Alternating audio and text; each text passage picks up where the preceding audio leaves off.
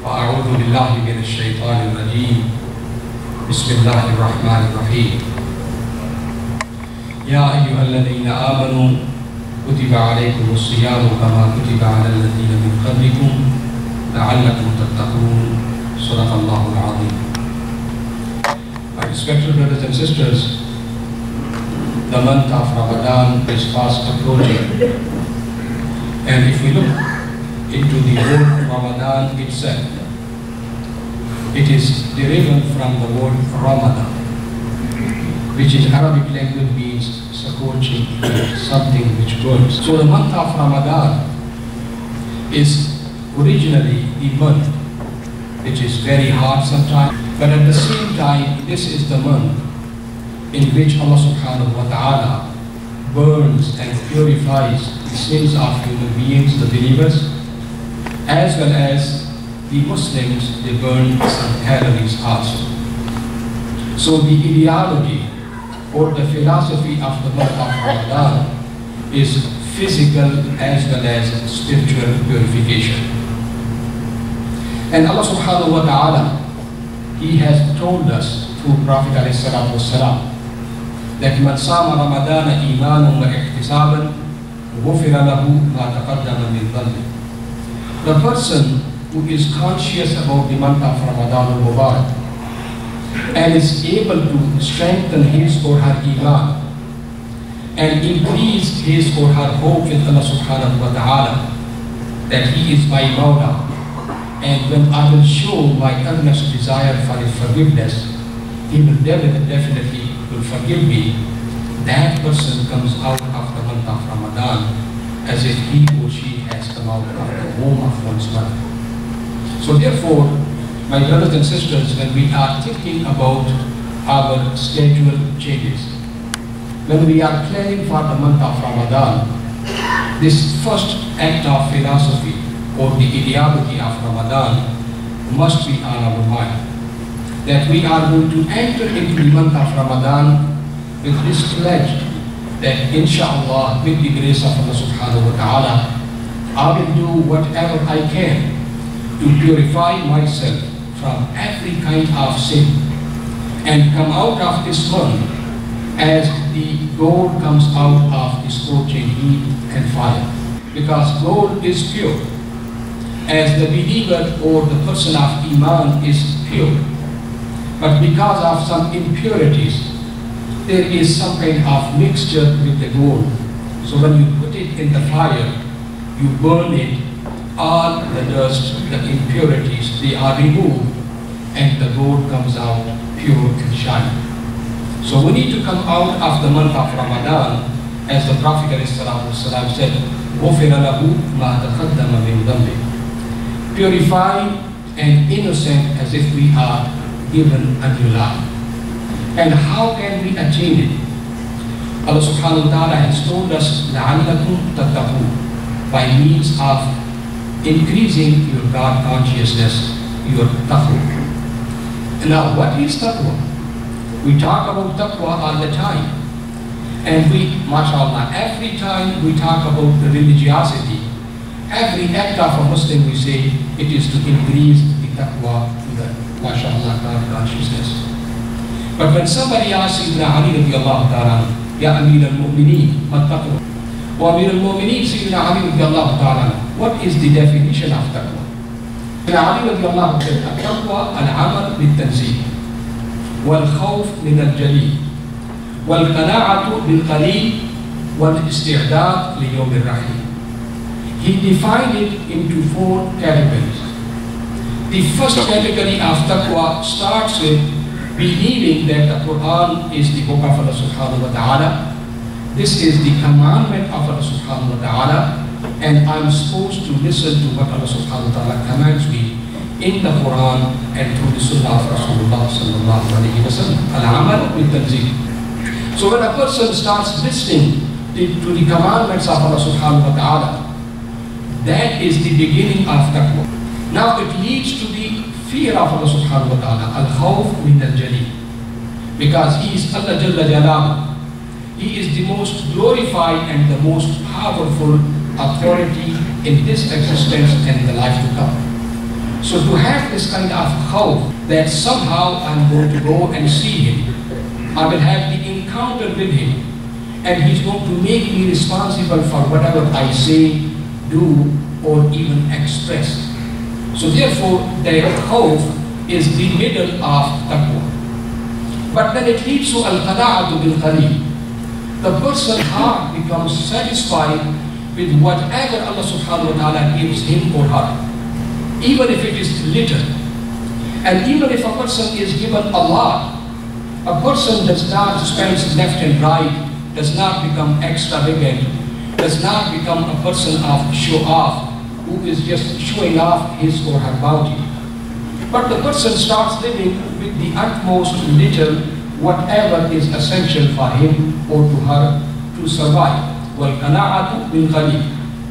And to be always grateful to Allah subhanahu wa ta'ala for whatever Allah subhanahu wa ta'ala has given him or her, sharing it with others, but being satisfied with little, whatever is essential for one's survival. وَالْقَنَاعَةُ بِالْقَلِيلِ وَالْإِسْتِعْدَادُ لِيَوْمِ الرَّحِيلِ.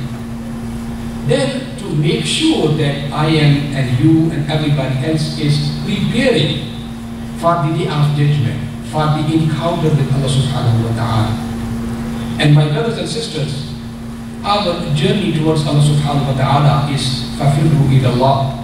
We are supposed to be in a constant journey towards Allah subhanahu wa ta'ala. We have got two elements, two existences in us. One is the physical existence, and the other is the spiritual realm in us. On the physical level, we have got no control. Biologically, we are defined by the color or the decisions of Allah subhanahu wa ta'ala. So involuntarily, we are going towards our cover, towards Allah subhanahu wa ta'ala every second, every minute, every day. So from last Ramadan till now, this Ramadan, we have already covered a year of our biological distance towards Allah subhanahu wa ta'ala. But because on the spiritual level, we have got freedom of choice. So very often we do not take our spiritual existence in conformity with our physical journey. And we are very much late. Because on the route to our journey to Allah subhanahu wa ta'ala, there are so many signboards, there are so many shayateen, there are so many agents of shaitan which are calling us on the side, inviting us, come on, have breakfast, have lunch, have dinner. And when we, in the name of lunch, dinner, we take the exit, there are so many TVs, there are so many games, there are so many other delusions which are used by shaitan, by its agents, and by our nafs to keep us away from that trip. So what happens? That our partner, our body has gone far beyond us, and our spiritual existence is far behind. So what does the month of Ramadan comes? The month of Ramadan comes and Allah subhanahu wa ta'ala closes all the exits from the highway. Allah subhanahu wa ta'ala changed the shayateen. As Rasulullah sallallahu alayhi wa sallam said, that yusaffadu fihi maradat shayateen. Allah subhanahu wa ta'ala changed the shayateen. And also, as the Prophet ﷺ said, إِنَّ الشَّيْطَانَ يَجْرِي فِي ابْنِ آدَمَ مَجْرَى الدَّمِ فَضَيِّقُ مَجَارِيهَا بِالْجُوعِ. That shaitan runs into your body like the blood runs in your veins. So when you fast, when you are not eating and drinking, you are basically closing those exits or entrance of shaitan. So by means of closing the exits and chaining the shayateen, Allah subhanahu wa ta'ala gives us the opportunity to have that balance between our physical existence journey and between our spiritual existence journey. Because the material existence takes us so much away from Allah subhanahu wa ta'ala throughout the year that our spiritual scores are very limited. So now what happens? By means of stopping those carnal desires of drinking and eating and sexuality, Allah subhanahu wa ta'ala gives us the opportunity to bring our spiritual level high and to bring that kind of purification and that level of balance which will make us once again in a state of equilibrium and which will bring us the maghfirah of Allah subhanahu wa ta'ala. And wallahi, my brothers and sisters, you look at the barakat of the month of Ramadan, you will see the masajid filled in such a fashion that you will never see them throughout the year. There are more people who recite Quran during the month of Ramadan than any other given month of the year or any other sacred holidays. There are more people coming for Salat al-Jama'ah. There are more people giving zakah and charity. More people taking care of the poor and the needy. More sense of caring and sharing in the month of Ramadan than any other sacred day, month, or any other sacred occasion. Because those exits are closed. And when a person is able to discipline one's original carnal desires, drinking and eating and sexuality, rest of those become easy.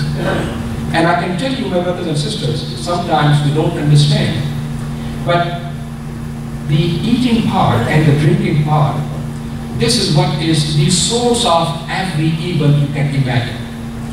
When we over-indulge ourselves in these things, these are the things which lead us to so many other evil aspects of our existence. So when we are able to control our basic desires and instincts, which are quite natural for us to have, and which for the 11 months are permissible and halal, but we stop ourselves even from those basic instincts and darura, just for the sake of Allah subhanahu wa ta'ala, that's where the assistance comes. That's where more acts of taqwa and more acts of ibadah are permitted for a person. And if we really want to start understanding the philosophy, try it outside the month of Ramadan, and you will see the impact of that upon spirituality. Anyhow, so by means of attaining taqwa and balancing out between our physical as well as our spiritual existence, a person is able to bring Allah subhanahu wa ta'ala into his or her life. And when you feel the presence of Allah subhanahu wa ta'ala in your life, this is where the true maghfirah, the true sense of closeness to Allah subhanahu wa ta'ala comes. And that's what means Allah to Allah subhanahu wa ta'ala. Because what he cares the most is the sincerity and doing things only and only for his sake. And every other act of a person could have some sha'iba or some doubt or some sense of shu'af except the act of fasting. As Allah subhanahu wa ta'ala says in one of Hadith Qudsi, that every act of a mu'min gets 10 times to 700 times reward. Illa so, except the act of fasting. فَإِنَّهُ لِي وَأَنَا أَجْزِي.